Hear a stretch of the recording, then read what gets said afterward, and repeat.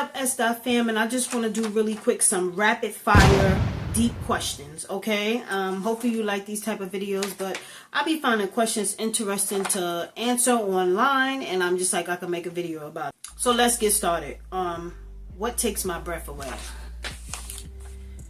Somebody fine as hell. Somebody fine as hell. That take my breath away. Honestly, but no, what takes my breath away is just kind-hearted people. It brings me to tears when I see somebody doing something kind, when I'm inspired by kindness, because it is a reflection of God. Make this rapid fire. Have you ever had one of your worst fears happen? One of my worst fears is something that we all have to deal with in life, and that is death. And every time I lost a few people in my family this year, so that was very hurtful to me and very hard to deal with, and I feel like that's one of my worst fears. You know, it's one of my worst fears for stuff like that to happen. So yeah, that's my worst fear. Like anybody I love being sick or God forbid pass away. That is my worst fear. So unfortunately, that has happened to all of us. So yes, whatever I learned about myself in the past year, what I've learned about myself is that I'm stronger than I think, and that I see God working and seeping through me. And I also learned that the only way you can test yourself, and if you have elevated and if your boundary stuck, is going through the fire. So sometimes you're scared of the fire, but it'll show you, like, did I actually change? Did I actually implement what I've learned and what I've tried to become better with using God's voice and his influence in my life? Did I let him take the center stage to help me become better in that predicament? So don't be scared of the fire, because it will show you. And if it shows you like, okay, you're still weak to certain things, then you work on them and you take it to Jesus. Definition of manhood. Oh God, how much time I got? How much time I got? Definition of manhood is somebody who's manly. Somebody that could allow me finally to be soft. Definition of manhood, I would say, is somebody that knows that him who finds a wife finds a good thing. And somebody that knows that they are the man and they are the provider. They're supposed to set the stage. It's not a man that's hell-bent on tick for tack and back and forth, because I've dealt with that in my past. Not my recent relationship. Past. So it is somebody that is not looking to do tick for tack with a female. It is somebody that is not acting like we're two girls battling. You understand what I'm saying? I don't like that. I think a manly man is just that. And if you have a female that is not, appreciating that, then you know how to remove yourself. You don't do tick for tack. You don't sit there and you wait on a woman to set the stage. You don't hold back chivalry. You don't hold back kindness. You don't hold back your wallet or your heart. You be a man. You give it a chance. You set the stage. I'm not saying that a woman, if a good guy runs into a woman and she's taking advantage for him to stay. What I'm saying is that you set the stage. You at least come out your element.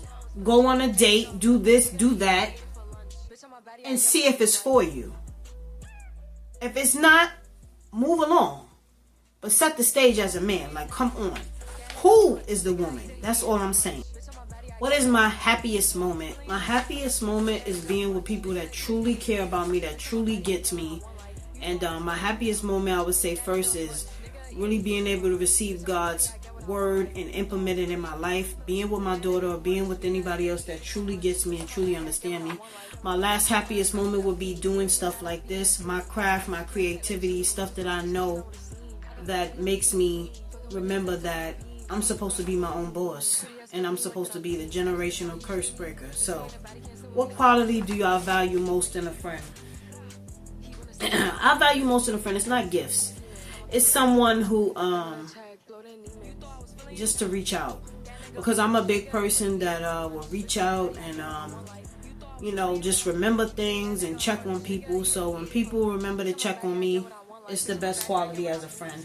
If you asked me years ago, I would say it's about spending the most time with someone. But at this point, it doesn't matter as much. Of course, it has to be reaching out, because if you don't hang out with people, then what is it?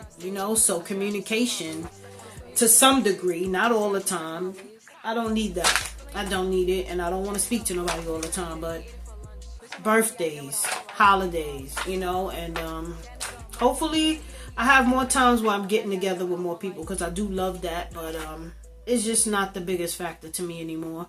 But reaching out is definitely so appreciated for birthdays, holidays, stuff like that. When was the last time you cried and why?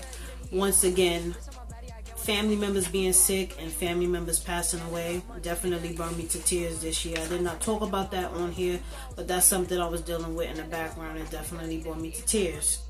Do I like to be alone? As I've got older, yes, I do like to be alone. And I don't need nobody interrupting that. Like, I can have a specific time to get together with people and it could be balanced. But as I grew, I really value alone time, and that's where it's gonna stay. I can always make space to be with people, but that would never trump over my alone time. No.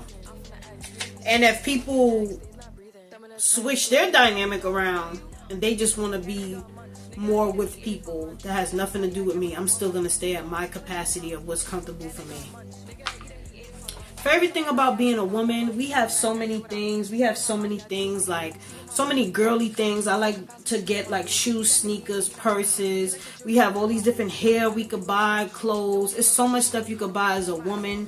And even though it's hard, we bring life into this world physically. God entrusted us with that job. I believe He has a special hand on us. He loves all His children, but He gave us the physical job naturally to bring kids into this world. So I love being a mother. It's just a million and one things I love about being a woman, even though it is hard out here. My biggest insecurity, I would say, is my eyebrows, but they look good right now because I made a promise to be on time with getting them shaped up, because I have a crazy pair of eyebrows. They look decent when they're shaped and filled in, so it makes my face look more clear, it makes me feel more pretty. So I've made a promise to do that, but that is my biggest insecurity because I feel like it messes up my face serving tea. Like, it messes it up. Like, my eyebrows messes up when it's not done. Like, it just messes it up. Like, when your eyebrows are done, it makes your face look more clear and you can pull a look together better. Last one, I'm surprised I got this done so quick. Am I an introvert and an extrovert? And I would say I'm more of an introvert, but I can be an extrovert at times. And when I choose to be an extrovert, I'm a life of the party. Ask somebody that knows somebody that knows somebody. When I decide to be an extrovert, I'm a life of the party, because I am very sweet, kind, and loving. But introvert is where my heart is at. But I hope you enjoy these rapid fire deep questions. Make sure you comment down below if you agree with me on anything, or if you feel different about any of my answers. What is your take on some of these deep questions? Make sure you like, comment, and subscribe, and support your girl. I'll see you later.